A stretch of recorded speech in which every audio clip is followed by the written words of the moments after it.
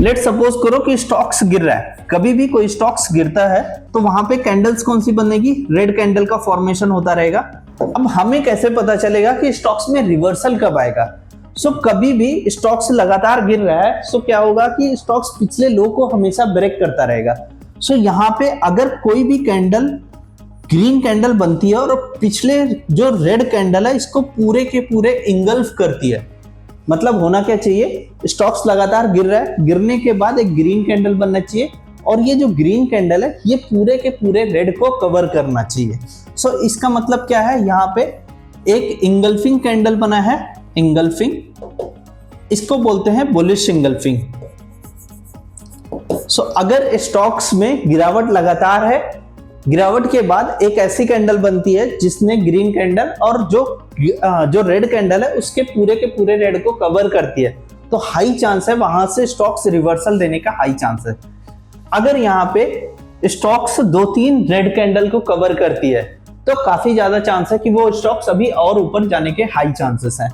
इसको बोलते हैं बुलिश इंगल्फिंग। अगर आपको बुलिश इंगल्फिंग दिखता है तो आप बाई के साइड ट्रेड देख सकते हैं। कैंडल स्टिक्स हमेशा वर्क करता है सपोर्ट और रेजिस्टेंस के साथ में। अगर आप कैंडल स्टिक्स को सपोर्ट और रेजिस्टेंस पे ट्रेड करोगे बहुत ही अच्छा रिजल्ट मिलेगा।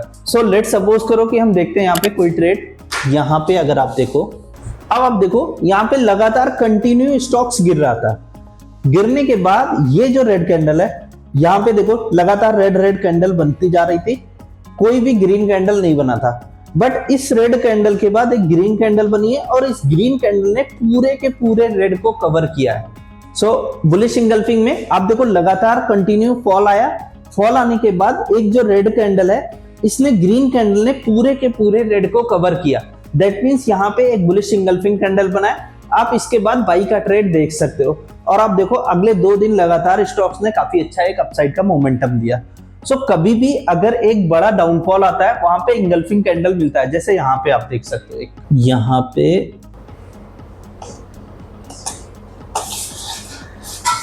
सेम लगातार कंटिन्यू रेड कैंडल बनती जा रही है और इस रेड के बाद स्टॉक्स ने एक काफी अच्छा ग्रीन कैंडल बनाया और इस ग्रीन ने पूरे के पूरे रेड को कवर किया और ये एरिया प्रीवियस रेजिस्टेंस एरिया था, तो जो कि अब सपोर्ट का काम कर रही है। यहां से आप देखो काफी अच्छा एक अपसाइड का मोमेंटम मिला। कभी भी अगर आप कैंडल स्टिक्स को ट्रेड करते हो तो थोड़ा सा सपोर्ट और रेजिस्टेंस का सहारा लिया करो, उसके साथ में ट्रेड करोगे तो काफी अच्छा रिजल्ट मिलेगा। अगर हमें बुलिश इंगल्फिंग मिलता है तो हम बाई के स्ट्राइक का ट्रेड देखेंगे। Again bearish engulfing, bearish engulfing, bearish engulfing जैसे कि नाम से क्लियर है कि आपको कहीं ना कहीं डाउन साइड का ट्रेड मिलेगा।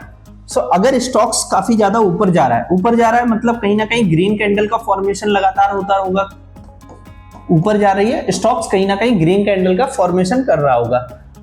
अगर कोई भी रेड कैंडल बनती है टॉप पे या रेजिस्टेंस के आसपास में, उस रेड ने अगर पूरे के पूरे ग्रीन को इंगल्फ कर लिया, मतलब ये जो रेड कैंडल है ये पूरे के पूरे ग्रीन को इंगल्फ करना चाहिए।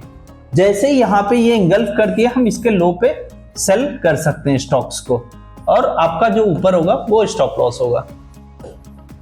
यहां से हाई चांस है कि 2-3 दिन स्टॉक्स गिरेगा। कभी भी आप सेल या बाई करते हो तो आपका स्टॉप लॉस हमेशा मेंटेन रखो और आपका टारगेट जो होना चाहिए वो कम से कम 1:2 का टारगेट होना चाहिए। सेम बियरिश इंगल्फिंग हम चार्ट पे देखते हैं। बियरिश इंगल्फिंग हमें कब मिलेगा, जब स्टॉक्स एकदम से बढ़ रहा हो। बढ़ते हुए मार्केट में आपको क्या देखना है कि बियरिश इंगल्फिंग कहां पे बन रही है। जैसे यहाँ पे कोई एक स्टॉक्स देखते हैं, हाँ ये देखो कंटिन्यू बढ़ रहा था स्टॉक्स, बढ़ने के बाद आप देखो यहाँ पे एक ग्रीन कैंडल बनी है और अगली रेड बनी है। इस रेड ने पूरे के पूरे ग्रीन को इंगल्फ किया है। यहाँ पे आप देखो इसका जो लो है, क्लोजिंग जो है वो बॉडी के नीचे आई है, दैट मींस पूरे के पूरे इंगल्फ किया है। हम इसके लो पे शॉर्ट करेंगे, ऊपर का स्टॉप लॉस होगा। आप देखो आपके आगे 3-4 दिन काफी अच्छा बियरिश ट्रेड मिला।